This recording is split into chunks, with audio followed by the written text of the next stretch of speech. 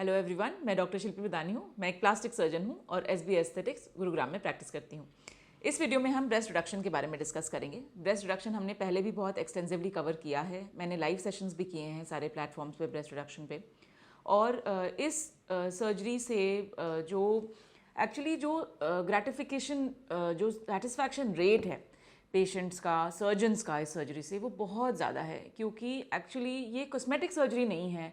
ये ऑलमोस्ट एक functional aspect को ट्रीट करता है। जो पॉस्चर्स की प्रॉब्लम है, जैसे बैक एक हो गया, नेक एक हो गया, बैड पॉस्चर, कभी कभी ऑफ कोर्स कॉन्फिडेंस इश्यूज तो हैं ही हैं हैवी ब्रेस्ट से। और ये जो एज रेंज है इस प्रॉब्लम की वो बहुत वाइड है, from teenage to older females. तो obviously it becomes a cause of concern. And important बात यह है कि बहुत लोग इस सर्जरी को करवाने से पहले बहुत सालों तक सोचते हैं और कभी कभी तो उन्हें पता भी नहीं होता कि ऐसा कोई सोल्यूशन है। तो इस वीडियो में हम देखेंगे कुछ केसेस ऑफ ब्रेस्ट रिडक्शन को।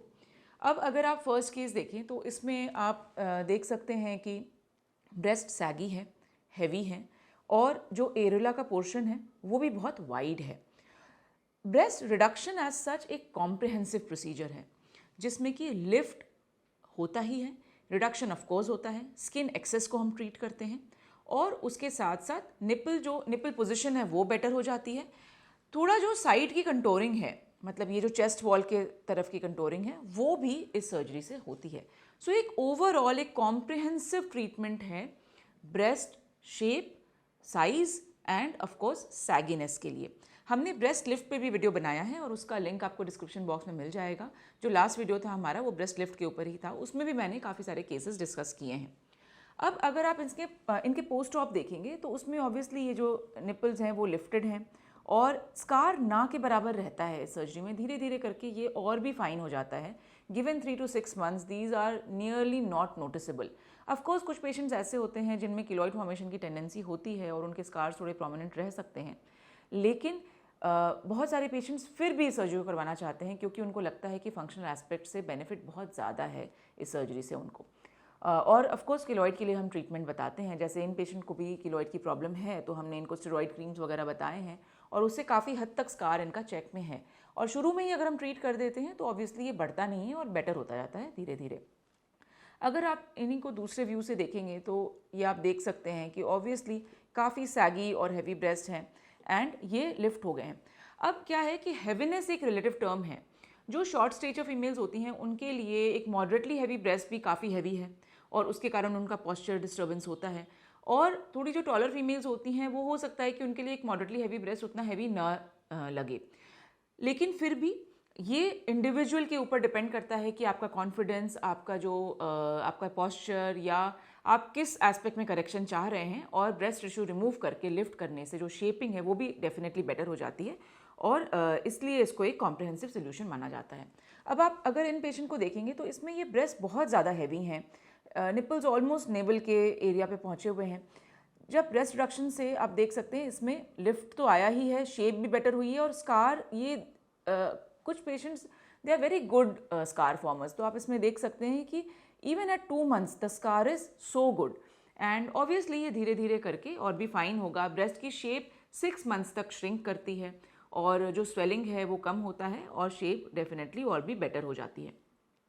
ये दूसरा व्यू है। अब आप देख रहे हैं कि यहाँ से ब्रेस्ट शुरू हो रहा है और ये यहाँ तक जा रहा है और निपल्स बिल्कुल लोअर पार्ट ऑफ ब्रेस्ट में है, जबकि इससे देखिए शेप भी बेटर है, निपल्स लिफ्ट हो गए और ये जो डिस्टेंस है ये कितना कम हो गया। नेक्स्ट पेशेंट देखते हैं। अब एसिमेट्री की प्रॉब्लम भी बहुत कॉमन प्रॉब्लम है। बहुत लोग सोचते हैं कि ये नॉर्मल है, ये नॉर्मल है बिल्कुल। Natural breasts are also asymmetrical. कुछ ना कुछ एसिमेट्री एक से दूसरे ब्रेस्ट में होती ही है, लेकिन इस सर्जरी से हम उस एसिमेट्री को काफ़ी हद तक कम कर सकते हैं, जैसा कि आप इस पोस्ट ऑप रिजल्ट में देख सकते हैं। और इनका ये दोनों ही लिफ्ट हुए हैं, लेकिन अब देखिए ये जो एसिमेट्री थी, जो लेवल ऑफ डिफरेंस था दोनों ब्रेस्ट का, ये अब कितना कम हो गया या ना के बराबर है ऑलमोस्ट। और आप इसमें भी देख सकते हैं कि स्कार नियरली ये स्कार तो काफ़ी अच्छा हो गया। इसमें थोड़े से वोंड हीलिंग इश्यूज आए थे जो कि बेटर हो गए। अब ब्रेस्ट रिडक्शन की हीलिंग भी बहुत कोई टीडियस हीलिंग नहीं है। 4th 5th डे भी आप ऑफिस ज्वाइन कर सकते हैं, वर्क फ्रॉम होम कर सकते हैं। 1 वीक के बाद आप आराम से फिज़िकल ऑफिस ज्वाइन कर सकते हैं और ऑफ कोर्स एक गारमेंट पहनना पड़ता है, वो 3 to 4 वीक्स तक, कभी कभी कुछ लोग 6 वीक्स तक भी पहनते हैं। स्वेलिंग और वुंड हीलिंग में बहुत उससे बेनिफिट मिलता है और पेन इसका बहुत ज़्यादा नहीं होता। बहुत लोग इस बात से डरते हैं कि बहुत पेन होगा ब्रेस्ट रिडक्शन सर्जरी में, लेकिन ऐसा नहीं है। नेचुरली जो ब्रेस्ट टिश्यू है वो कम पेन सेंसिटिव होता है और जो पेन है मोस्टली जो लाइपोसक्शन वाला एरिया है उसमें सोरनेस रहती है। पेन ऐसे बहुत ज़्यादा नहीं होता और ऑलमोस्ट सेकेंड थर्ड डे आप काफ़ी कंफर्टेबल हो जाते हैं। In fact you can cook for your self, you can do your daily work. Walking तो मैं सेम डे भी अलाउ कर देती हूँ पेशेंट्स की, जैसे अगर मॉर्निंग में सर्जरी की तो शाम तक पेशेंट्स वॉक करते होते हैं, तो इसलिए उसमें कोई प्रॉब्लम नहीं होती और बहुत ज़्यादा टीडियस रिकवरी नहीं है। अब दूसरा व्यू से भी देखेंगे आप तो कितना डिफरेंस है ये रिडक्शन के प्रोसीजर के बाद। That is why we call it a very very gratifying and very very rewarding procedure.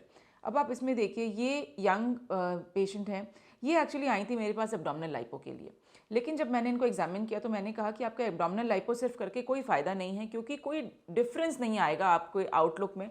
और आप जो भी मान लीजिए ड्रेसेस पहनना चाह रहे हैं, जो भी कपड़े पहनना चाह रहे हैं, वो बहुत हद तक डिफरेंट नहीं होगा अगर आप सिर्फ एब्डोमिनल लाइपो करवाएं तो फिर मैंने जब इनको देखा तो मैंने सजेस्ट किया कि आपको ब्रेस्ट रिडक्शन करवाना चाहिए और इसके बाद इन्होंने ब्रेस्ट रिडक्शन करवाया। ये आउट स्टेशन पेशेंट थे तो बहुत लॉन्ग फॉलोअप इनका नहीं हो पाया, लेकिन आप देख सकते हैं कि कितना ह्यूज डिफरेंस है ब्रेस्ट रिडक्शन के बाद। ऑफकोर्स इनका एब्डोमिनल लाइपो भी हमने किया।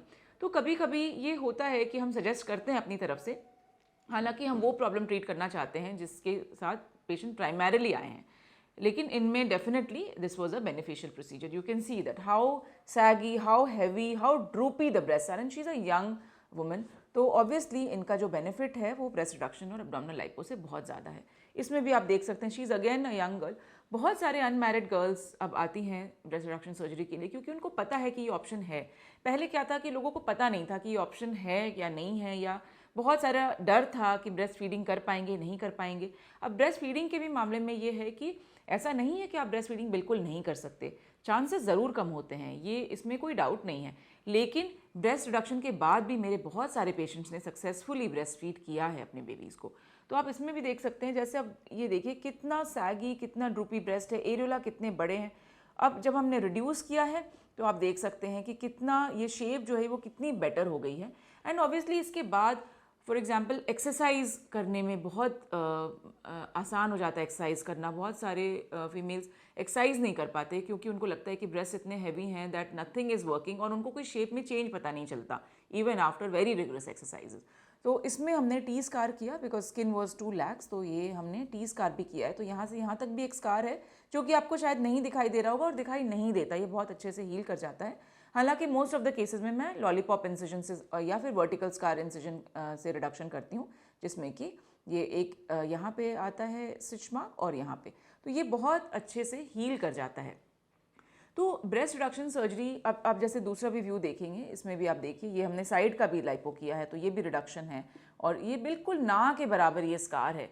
और जो बेनिफिट है इस सर्जरी से, उसके लिए ये स्कार कोई बहुत बड़ा कॉस्ट नहीं है जो पेशेंट सोचते हैं कि हम पे कर रहे हैं। तो इसमें आप देखिए कि ये बिल्कुल इतना सा स्कार है और इसके अराउंड एक बहुत नेग्लिजिबल सा स्कार होता है, वो इवेंचुअली 3 to 6 मंथ में पता भी नहीं चलता। तो ये जो डिफरेंस है वो बिना ब्रेस्ट रिडक्शन सर्जरी के किसी भी क्रीम्स से, मसाजेस से, नॉन इन्वेजिव थेरेपी से कभी भी पॉसिबल नहीं है। और आप बहुत सारे एक्चुअली वुमेन, क्या होता है कि बहुत सारे लोग आते हैं हमसे, ये कहते हैं कि डॉक्टर हमने बहुत सारे ट्रीटमेंट्स ट्राई कर लिए, नॉन इन्वेजिव, हमने बहुत सारी थेरेपीज़ भी करा ली, लेकिन कोई बेनिफिट नहीं हुआ, कोई लिफ्ट नहीं हुआ। तो आप ये बिल्कुल क्लियरली जान लें कि ये जो रिडक्शन है, जो लिफ्ट है, ये एक सर्जिकल रिज़ल्ट है और ये रिज़ल्ट किसी भी नॉन इन्वेजिव थेरेपी से आपको नहीं मिलेगा। ये बहुत ही क्लियर बात है, इसमें कोई डाउट नहीं है। आई होप कि आपको इस वीडियो से थोड़ी क्लैरिटी मिली होगी कि ब्रेस्ट रिडक्शन सर्जरी कैसे बेनिफिशियल हो सकती है। It is a very rewarding procedure in terms of a result for the patient, for the surgeon, with less recovery time.